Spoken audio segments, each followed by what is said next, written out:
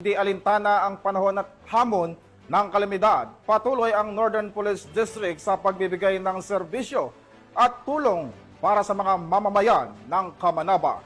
Nakatutok dyan si Patrolwoman Glazel Ann Esperanza. Bilang tugon sa epekto ng walang tigil na pagulan dulot ng bagyo na pinalakas pa ng habagat, patuloy pa rin nagsasagawa ng police assistance at pamamahagi ng relief goods ang Northern Police District sa mga apektadong residente sa Camanaba area.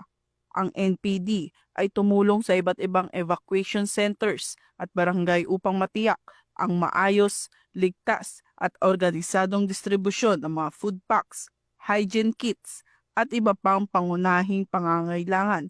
Kasabay nito nagsilbi rin silang seguridad sa mga lugar na pinuntahan at katuwang ng mga lokal na pamahalaan at emergency response team sa pagpapatupad ng relief operation.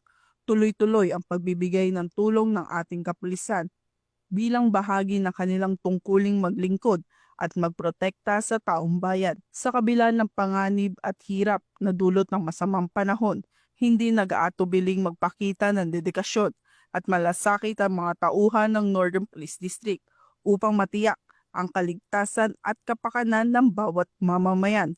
Isa itong patunay na ang puso ng serbisyo ng kapulisan ay tunay na para sa bayan. Handa silang tumugon, umalalay at magbantay sa oras ng pangangailangan.